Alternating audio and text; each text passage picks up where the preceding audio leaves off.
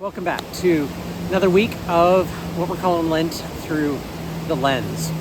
I hope this last week, like the others, was a meaningful week for you as we explored some ways that we can see and photograph time in different ways. One of the great joys that I have in doing this and facilitating groups like this is seeing what you see. And I hope that as we share this in kind of a more meditative part, just as we start here, that you will have a similar experience of seeing things, seeing time, seeing this world through the eyes of our other participants in this group. So, as always, take a moment here, settle into this space, take a deep breath, or two, or three, and let's see what we saw.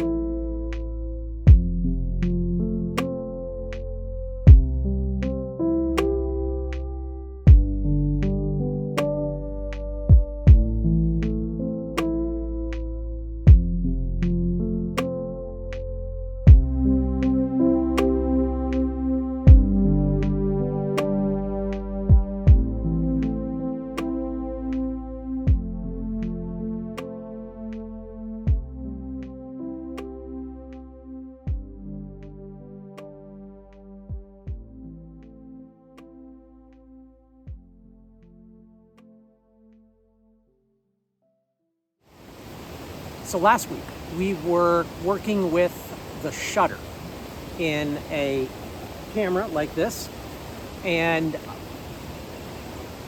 looking at how that helped us to photograph time, which is obviously not an easy thing to photograph. And so thank you for the creative ways in which you explored that during this week. This week we are going to talk about another part of a camera like this, and we're going to talk about the aperture. Now, last week I'd mentioned the aperture and mentioned about how the shutter and the aperture on a camera really go hand in hand. And you can't totally separate one from the other because when you change one, it affects the other.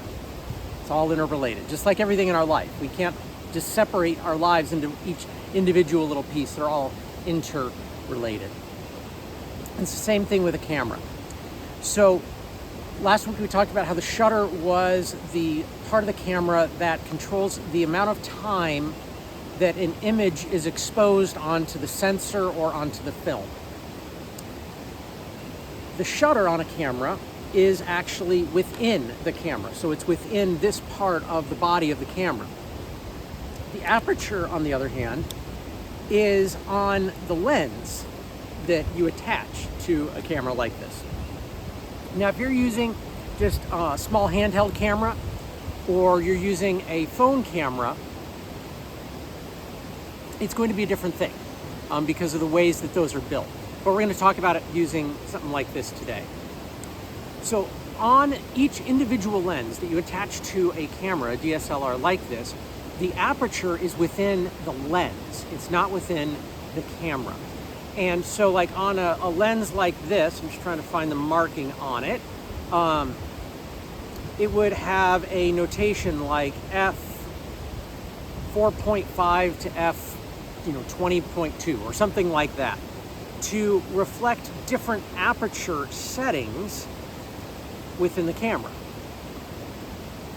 Now what the aperture does is it is a rotational part in most cameras that controls the amount of light that is let in on an image. But the funny thing is that the number, so it's like f such and such, so like on a shutter, it's 1/200th of a second or something like that. But for the aperture, it's like f4.5 or f22. The funny thing is that the number is actually the reverse of what you think it should be, or at least what I think it should be. So when you have it as a small number, so on this lens, the smallest aperture, or excuse me, the smallest number that I can have is 3.5. So if it's f3.5, what that actually means is that the lens is wide open, or excuse me, the aperture is wide open. It's letting in as much light as this lens can. And if I go to the other extreme and go to f22, it's letting in the smallest. So it's a much smaller notation of how much light is coming in. So why does that make a difference? Well, obviously, the amount of light. But what that does is when you have it as a wide open aperture, as it's called, it is when that kind of thing will give you what's called a shallow depth of field.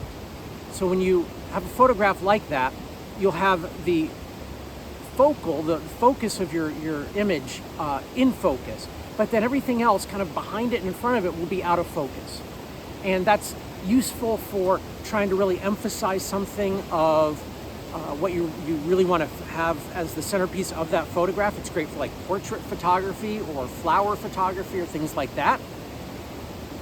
But it's not so good for something like landscape photography, where you want to have the whole breadth of things wide open or in focus. So on that one, when you shift it to the other extreme, you get more of the image in focus. You get a deeper depth of field. Scout is over here munching on something, and I'm not quite sure what. But anyway, but the thing that happens with that, though, is that when you have the aperture wide open, so that small number, the shutter, because you've got so much light coming in, the camera will automatically adjust for that and make the shutter a very fast shutter. So it would be like 1/200th of a second or something like that. And if you have it wide or a very narrow aperture, so like f22, you need to have it a much longer shutter because of the amount of time that the small amount of light that is being brought into the camera. So it's this inverse relationship that goes on between those two things. So where does that speak about contemplative practice? Where does that speak about contemplative practice? Well, one of the things I've seen as a spiritual leader, as a pastor in a church, is that sometimes people kind of get this sense of like, okay, I want to go into depth with something in my spiritual life. I've seen it in the church. I've seen it in people with like meditation and so forth, where it's like, okay, I'm going to do this, and I'm just going to just go all in and just jump into every single thing I can. Well, the challenge is that it's really hard to do that. I have a friend of mine who wanted to work on practicing meditation. And what he did was, his first thing that he did was he went and tried to go on like a 3-day silent meditative retreat where you are spending hours in meditative sits. It drove him crazy because he wasn't ready to do that. And it's like trying to run a marathon if you've never done it before. So sometimes your practice might be best served by just kind of that little amount, kind of letting it kind of gradually go in and taking a longer period of time, rather than that short period of time and just all of it at once. So what I find in the spiritual life, and of course Scout really wants to get into this right now, hi Scout, is that it's best to kind of find that balance. And it's the same thing with photography. Often the very best thing is a balance between the shutter and the aperture. That sometimes there's reason to have the very wide open aperture and have that very shallow depth of field, and sometimes it's important to have that very narrow aperture and the deeper depth of field, and then of course the shutter that goes along with that. But often it's trying to find that balance, and I find that for contemplative practice, that it's finding the balance of how much we let in, how much we work at it, and letting those things kind of naturally grow within us. So our practice for this week with Aperture is going to be about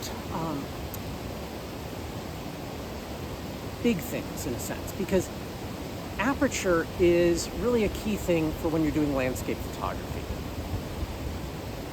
When you're on top of a mountain, when you're at some big vista or something like that, you want to really make sure that you have as much in focus as you can. You don't want to have just this narrow slice in focus when you're trying to reflect this entire vista that might be out there before you. So this week, I want you to look for wide things. Hi, Scout. Hi. Wide things.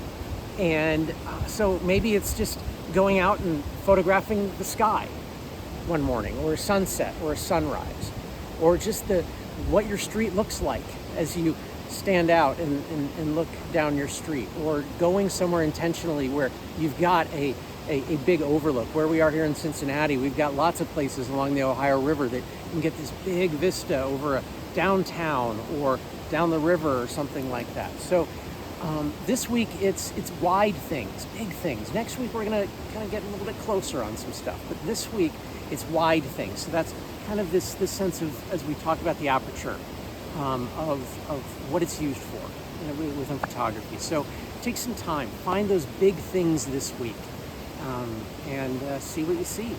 So thanks for being here again. Thanks for bearing with a little bit of distraction today. Scout's been my video partner here today, but look forward to seeing what you see. Have a great week.